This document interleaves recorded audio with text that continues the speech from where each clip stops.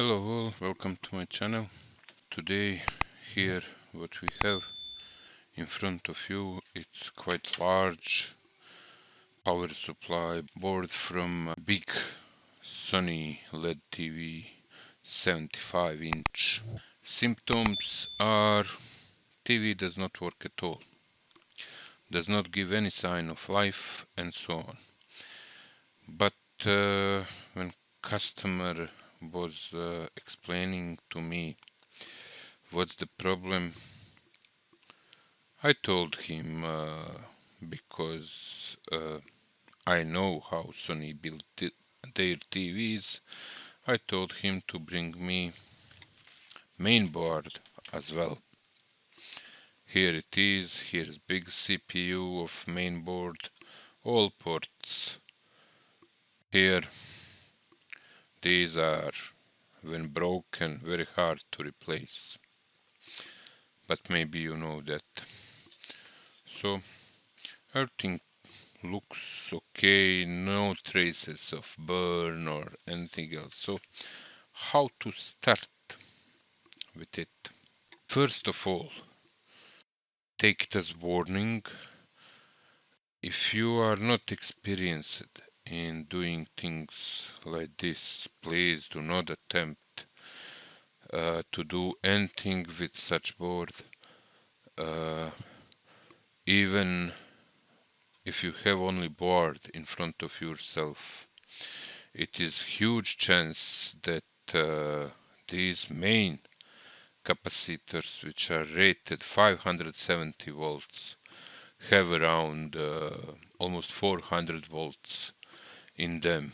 That can shock you, and maybe even, I don't know anyone who died from these, at least, but if you read about it, it will tell you that it's very dangerous and it can kill you. So how to be sure that that cannot happen to you? Turn your instrument to 600 DC voltage, take your probes and check if they are, as you see there is 0 volt. First let me check if it even works. I didn't use this instrument very long time. So let's check like this. Yep, 4 volts. It's good. Why it shouldn't be if I didn't use it? So let's check second one. It's okay, 0 volt, but for safety I will short them. That is how I doing it. Now we can assume that we are safe. What when you're going to diagnose such board, any board, what you can do in this? You can check all large components if they work correctly, if there's, but easiest to do is to turn instrument to short detection, and it indicating that my battery is low, as you can see. But okay, first always fuse is okay. So from this line here we should have direct connection to one of there we go, and second one should not have connection to same. As you can see, there is no short between. If it is short there, this fuse will be blown. So it have connection and it have connection. So we have main voltage coming to rectifier.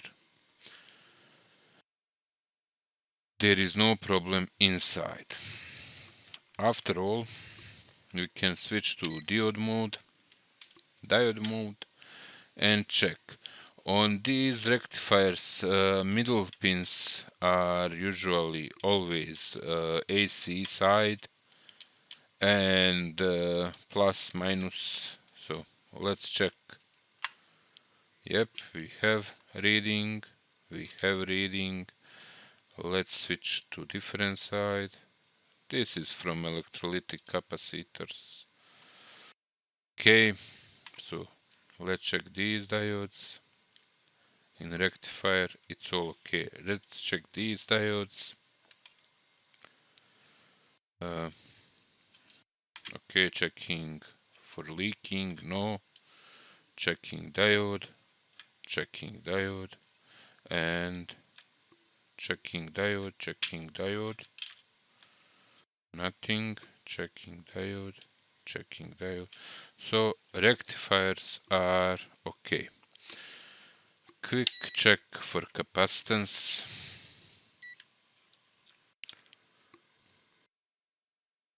No, this is wrong. Here we go.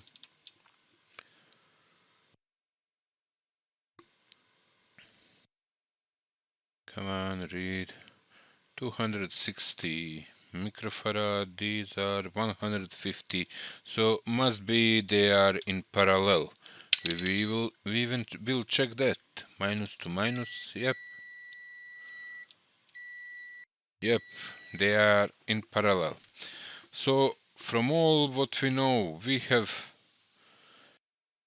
for rectifier and rectified voltage will be present here after we are quite sure that there is no short which can cause additional problems when you power it on.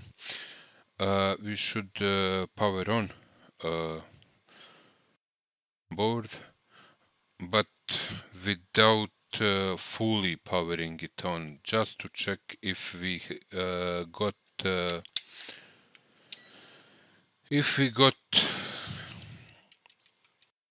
standby power, which is declared here pin.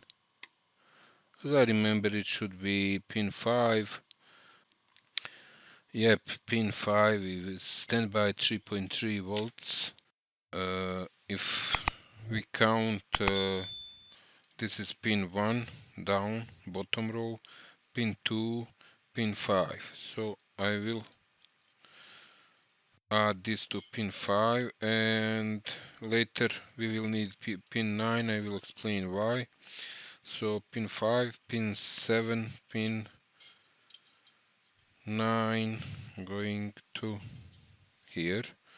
So you have to be sure that you connected right pins.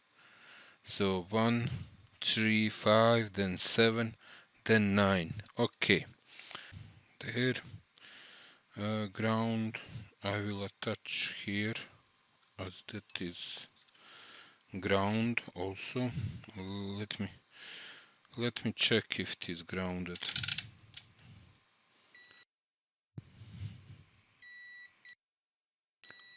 You see, it's grounded. So 6 volt, and I need red.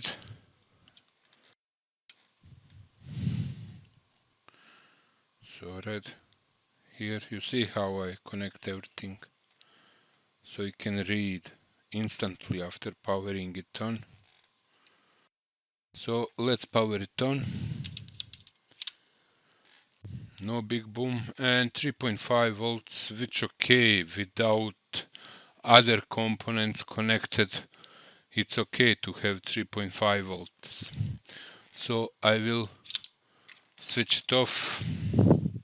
Now it should discharge fully. So now to power it on instantly, I will just short pin 9, which is let me check, that is my remembering power on should be power on, yep, here, power on pin 9. So when I think no one ever told you that how to power on power supply board from TVs without TV. Actually, not all power supplies can be, but whichever power supply, and most modern TV are built on that way. You have main board and power supply board, and power supply board building standby power and sending to the main board, which will trigger power on when you press your remote controller or button. So we have that case here. I will switch to 600 volts. We will see 12 volts, and we will see like 160 volts for LED. Enough of talking, let's power it on. It should go on instantly without boom. Yeah, no boom. Okay, so let me check power here. 12 volts, as you can see. Yep, and here, what we got here, 123 volts. What is this for? For what? I don't know. I know LED going from here. So here. Yep. So we have two independent LED supplying. That is what I forgot in this TV. One going from here, another going from here. So both working properly. We don't have anything else what we should need, what we wanna know from this board. This board working fully properly with no issues. We can power it down. Let's take a look on this board. So where problem could be located on this board? How to check that? Well, if we have all good and if we don't have any short on this board, I will not have what to detect with thermal camera. But how I doing it? Always I will insert 3.3 volts to the standby power rail on this board, and we'll check with thermal camera if something heats up. Of course, I will limit current to like 100 milliamps or 200 milliamps, not more than that, but 100 milliamps is more than enough. You know what's the issue here? Strong light. Let's go like this. Okay. So, I didn't connect plus. Okay. So let me see. I wanna check here. Yep. We have it. So let's power on power supply. Oh, look at it. Look this. You see? So it's this little boy here.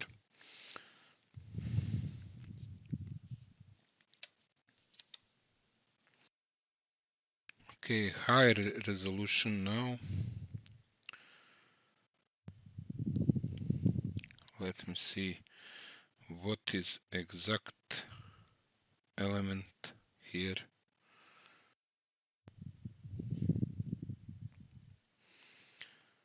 We don't see anything. Let's. I think light will not.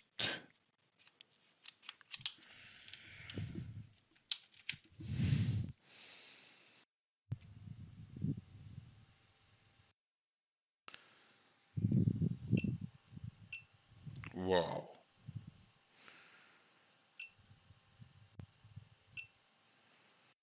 It transfers heat to capacitor next to. So this little boy. To be short with you boys and girls, I did all of this before I recorded like yesterday and decided to show you. First I recorded part with power supply, and that was real time when I was diagnosing power supply. But then yesterday I checked this, what I showed. I did this, all you need, you see this mark, that is my mark. I did the solder at this yesterday. Let me show you. I did the solder it yesterday, and when you take out all of these elements, there is no short there. There is short inside CPU. So this TV, Sony, was a victim of lighting strike nearby, and usually it causing big CPUs to go boom. So this was just to show you my procedure of diagnosing and how you can diagnose your TV. Not all TVs are same, but generally electronic is always similar to each other. Thank you for watching this, and goodbye.